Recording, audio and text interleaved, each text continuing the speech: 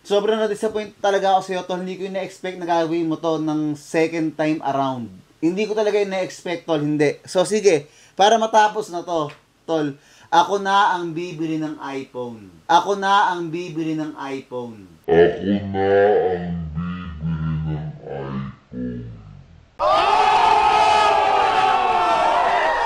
Mga kapenyo, tirahin na natin itong may init na issue ngayon. Pasok, intro! Hey yo, what's up sa inyo mga kapenyo? At today meron na naman tayo napaka-init na reaction video. Christian Merc Gray sumagot na nga dito sa mga pinaparatang sa kanya neto ni Sander Ford na ano nga raw, no, nanunumbat ng ibinigay na iPhone 15 na kung saan hindi nga nagustuhan ni Christian Merc Gray etong agaran na pagbebenta kaagad neto ni Sander Ford. Sino ba talaga ang tama sa kanilang dalawa mga kapenyo? Pero sa aking opinion mga kapenyo, ito yung sarili kong opinion, para sa akin may punto rin naman si Christian Merc Gray na mag-react dahil napakabilis nga naman talaga. Biruin mo, kakabigay mo lang kagabi tas kinabukasan ibebenta mo kaagad. Kahit naman siguro sinong ninong mabibwisit.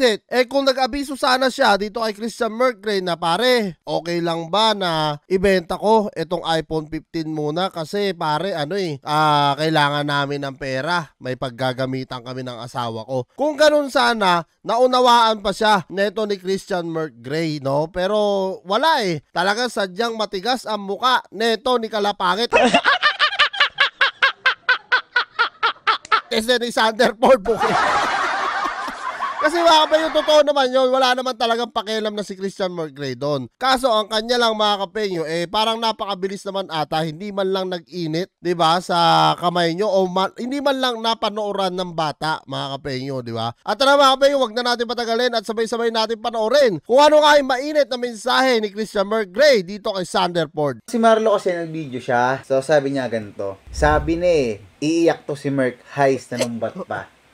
So, etong video to, hindi pa ito Kita nyo na mga kapenyo, nag-post pa siya na ang binigyan ng iPhone 15, siya pa may karapatan na mag-post na sinasabi pa niya na nanumbat ka agad daw. Ito si Christian Merc Gray. Kita nyo naman mga kapenyo, yung gawa ko ng reaction video sa kanya kahapon, hindi naman nanunumbat yung tao. Kalapangit. Sander Ford, sinasabi lang niya na sana man lang pinahalagahan mo nga daw yung iPhone na bigay niya sa kanyang inaanak kasi hindi naman sa'yo yun, kalapangit! So yan mga kapenyo, sana magkaroon tayo ng aral, no, dito sa video na to dahil talagang sa totoo lang, no, wag din natin pairalin yung masyadong kakapalan ng muka. papanood kasi may mga nagtataglang sa akin dito. Una sa lahat, Marlo, hindi kita sinusumbatan. Gusto lang kitang turuan na dapat marunong ko rumispeto sa kapwa ng tao.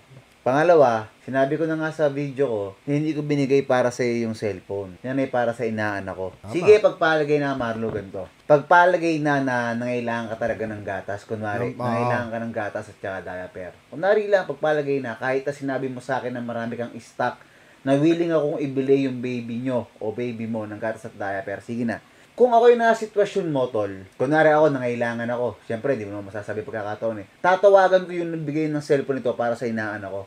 Tol, okay lang ba sa'yo na ibenta ko muna tong cellphone? Kasi, nangailangan kasi ako Ang tawag kasi doon, Marlo, respeto, hindi sumbat. Yon yung sinasabi ko. Puntong-punto ni Christian Merc Gray, no? Ang sinasabi ko naman mga kapenyo na kung saan dapat talaga kinausap na lang neto ni Sander Ford etong si Christian Merc Gray kinagabihan o kinaumagahan bago nila i-post yung cellphone, 'di ba? Bilang isang respeto, no? Respeto nga 'di ba mga kapenyo? Lalo na kung pare pala niyan, 'di ba? Etong si Merc, tas pinapunta pa sila, binigyan siya. 'Di ba? Alam niyo yung mga ganung bagay, dapat talaga may respeto rin tayo. Hindi porke binigay na sa'yo, ganun na kaagad, di ba? Wag naman. Di ba? Konting pahalaga naman din sa bagay. Kasi una sa lahat, hindi ako nangihinayang kasi binigyan ko ng cellphone yung anak mo.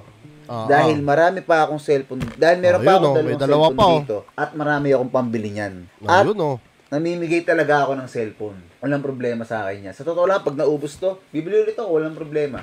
Kaya hindi mo siya makukonsider na sumbat. Well, hindi ako nanghihinayang at hindi ako nagsisisi sa mga binibigay ko at sa mga taong pinagbibigyan ko nito. So, ikaw, ang hirap kasi sa'yo, tumanda ka na, ang tagal mo na dyan, kung nasaan ka man ngayon, tulad na sinasabi mo, hindi ka pa rin marunong rumispeto. Yun. So, eto. Kasi mga kapenyo, kung maaalala nyo, no, nung nanghiram nga siya ng 350,000 dito kay Christian McGray, nabayaran ba niya? Hindi na rin naman nabawi ni Christian McGray yung 350 nahiram niya. Katunayan nga, binigay na lang din ni Merck sa kanya yon at parang nabaliwala na nga lang. Tapos etong pangalawang pagkakataon, kalapangit, konting kahihiyan naman sa mukha nating chicharon.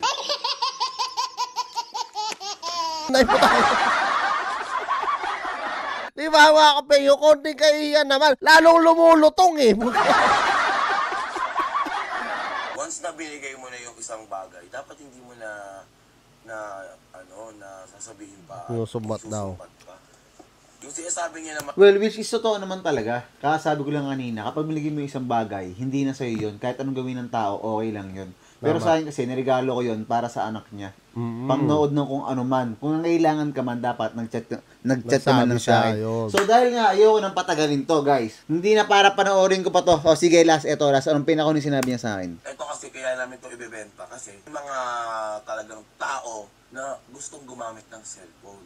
At hindi maas sa libre. Tol, una sa lahat, hindi talaga kayang gamitin ng isang taon yan, ng batang 1-year-old yan. Siyempre, kayo magpapakita sa kanya, pag manonood siya, tapos ilalagay nyo lang sa stand. Yun, Hindi talaga magagamit ng bata yan. O sige, ganito. Para matapos na to, Marlo, eto na, tatapusin ko na. Para lang, ay nako, sobrang na-disappoint talaga ako sa'yo, tol. Hindi ko na-expect na gagawin mo to ng second time around. Oo, totoo yun, mga kapenyo. Sobrang kakapalan na ng mukha yan. Biruin mo, pangalawang beses niya niyang ginawa yan, no? Sipin mo, inulit-ulit pa sa kanya ni Merck nung nasa bahay sila, pati si Pam, yung asawa ni Christian McGray, na eto, bigay namin sa anak nyo, ha? Huwag nyong ibebenta. Pero anong ginawa nila, di ba? Dapat dun pa lang, nagsabi ka na no? Kalapangit kay Merck na, pare, pasensya na, baka maibenta namin to kasi medyo gipit kami, or kahit hindi mo na sabihin gipit, or medyo kailangan namin ng pera, ganon, o yun na lang, para hindi naman nakakahiya, di ba? Pero ang nangyari, hindi. Pag-uwi, binenta, for sale agad, di ba? Walang respeto. Yun yung sinasabi ni Christian McGray dito. Kaya para sa akin, sa sarili ko lang opinion to, mga kapenyo, kay Merck ako dito. Real talk, mga kapenyo. Sobrang kunat talaga ng mukha neto ni Popsicle. Ito ni Sanderford pala. Hindi ko talaga na-expect, tol. Hindi. So, sige. Para matapos na to, tol. Ako na ang bibili ng iPhone. Ayun, ayan na. Taragis, Marlo. Eto, wait lang. Si Merck na naman ang iintindi sa yung hinayupak kang kalapangit. Iintindihin ka na lang, hayop ka, no? Eto, Gcash ko, ha. Marlo, Sanderford, yung binigay kong iPhone para sa anak mo na binebenta mo, sige na, ako na ang bibili. So, meron naman ng Gcash ko. Ayan, kung mapapasin nyo, nakikita natin. May 72K pa. Ayan, gumagalaw yan, ha? Siguro naman, ay sapat na to. Magkano mo binibenta yung cellphone mo? Sabi mo, 50,000. Oo, 50,000. Sige, Marlo. Para lang hindi na mapunta sa iba kasi nanghihinayin din ako sa brand nyo talaga yan at naandyan ang pangalan ko sa resibo. Sige na, bibiling ko na yung cellphone at ibibigay ko syempre sa mga nanonood sa atin. Sa totoo lang, guys, meron patarga ako dito yung dalawa na papamigay ko sa mga nanonood sa atin. Kakabidyo kasi ng kakabidyo nito, putya, hindi ko na nakakasikaso tuloy. So ngayon, para matapos na at 3 ulit ang mapamigay ko sa mga nakapalo sa atin, ako na bibili ng cellphone, Marlo. Tapusin na natin itong mga gantong usapan para hindi na humaba pa. Baka saan pa tayo humantong dito, cellphone lang. Kung saan pa tayo makarating, nakakahiya din. Magkaparehas sa tayong pamilyadong tao, magkaparehas sa tayo may asawa. So, para matapos na to, 50,000 pesos, Marlo, i-PM mo ako kung gusto mo. O kung kanino ka man gumamit ng pangalan, sa wife mo, sa pinsan mo, PM mo lang ako, tol. Tapos kahit hindi na tayo magkita kung anong gusto mo, kung gusto mo magkita tayo, tol, okay lang. Kung ayaw mo, kaya alam mo sa akin, i-Gcash ko sa'yo. 50,000, kasado sa akin yan, ibabayad ko yung cellphone na ibinigay ko para sa inaanak ko. Yun, mga kapenyo, kita nyo naman, ha? Sobrang bait talaga at iniintindi ni Christian McGray. Etong si Kalapangit, si Sanderford. Grabe kunat talaga ng mukha na to, puta ragis.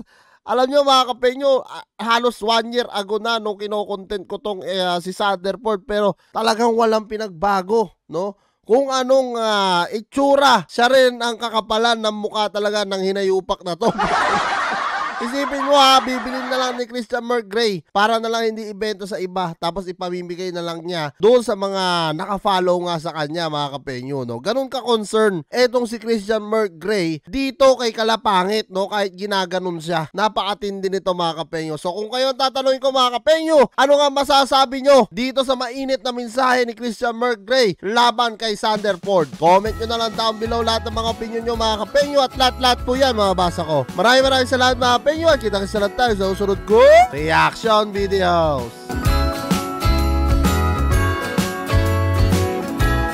Jingle bells ringing in my ear, jingle bell, a sound that's oh so dear.